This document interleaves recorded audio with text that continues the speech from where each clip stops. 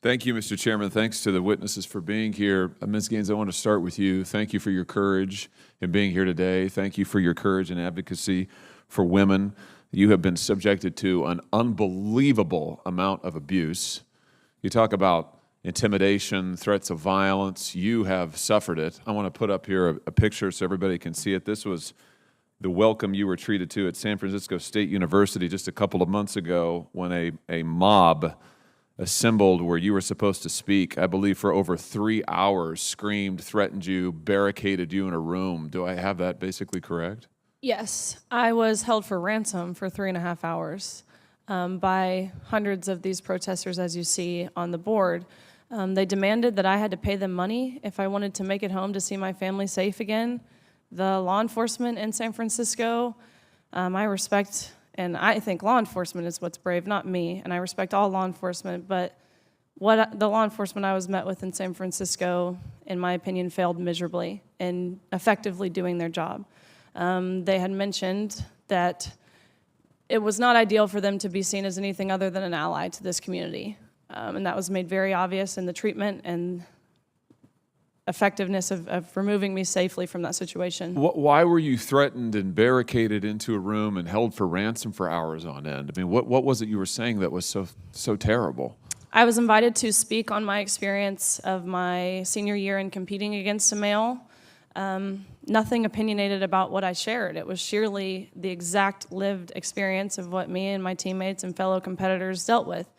And so I spoke. After my speech, there was, of course, a lot of protesters in the room, which I'm totally fine with people protesting. It's their right to protest. But what I'm not fine with is when it does turn violent in the way that it did. Because protesters afterwards, they rushed into the room. They turned off the lights. They rushed to the front. Myself and others were assaulted, and that's ultimately when I was held for hostage for 3.5 hours. This is unbelievable, unbelievable. Thank you for your courage in the midst of that. Let's talk a little bit about the message that you were sharing, and you started to talk about it in your opening statement. Just tell us about your experience, because nobody can question your experience. I don't think anybody sitting at the table, and certainly nobody at this podium, has had the experience that you have had. You were talking about just the incredible surprise, shall I say, to put it gently, of finding a biological man, a 6'4" biological man in your locker room and having to accept that without being asked about it, without being told about it even. What was that like for you? Tell us about that. Again, we only became aware we would be undressing next to a man was when we had to see a man undressing while we were simultaneously undressing. And so I immediately left the locker room and I went up to one of the officials on the pool deck. And I said, what are the guidelines to allow a man into our locker room? I know the guidelines for the competition, but what are the guidelines for the locker room? And he so nonchalantly said back, oh, we actually got around this by making locker rooms unisex. And so I'm thinking to myself in these brief moments, first and foremost, you just admitted this is a male by acknowledging how you had to change your rules to make the locker rooms unisex. You acknowledge that we do not share the same sex, first and foremost. Secondly, unisex? Any man could have walked into our locker room, any coach, any official, any man who wanted to would have had full reins to, and bare minimum, we weren't forewarned about it.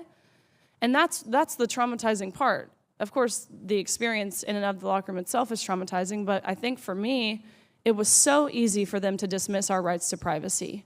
Senator Durbin, in your opening statement, you had mentioned this rhetoric. It's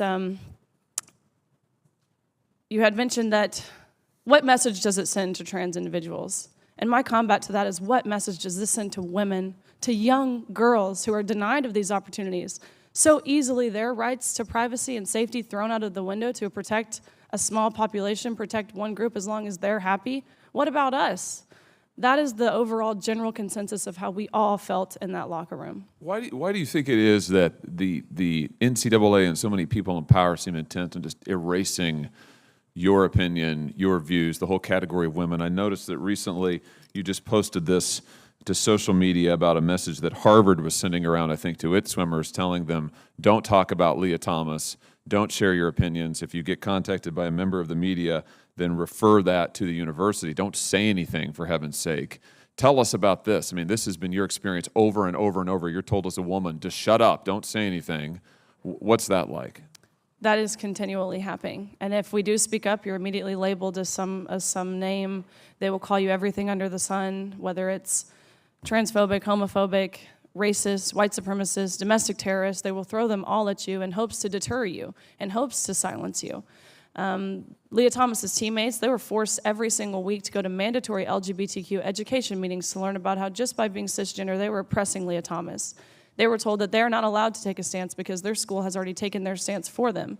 They were told that you will never get a job, you will never get into grad school, you will lose your friends, you will lose your scholarship and playing time if you speak out. They told these girls that if you do speak out, and any harm whatsoever comes towards Thomas's way, whether that's through social media, whether that's physical, mental, emotional harm, then you are solely responsible, and you could be responsible for a potential death. And you don't want that, do you? Of course not. Who would ever want to be responsible in a potential death? But that is the emotional blackmail that is plaguing this country, especially in universities. Last question, and I'll ask this and then give you a chance to respond, and I'm done with this, Mr. Chairman. Let me give you a chance to respond to something that Leah Thomas said recently, publicly. She said this publicly. They're using, this quote now, they're using the guise of feminism, they meaning you, using the guise of feminism to sort of push transphobic beliefs, meaning you advocating for women, women's rights is actually just a cover for transphobia. Do you want to respond to that? Feminism is not a fluid term. The original and the meaning of what it means to be a feminist is to uphold, respect, honor, embrace, and celebrate women on our own physical ceilings, our own uniqueness. That term has not changed. And what this really is a male mansplaining what it is to be a feminist, which I honestly think is pretty ironic, and it's something we've seen before.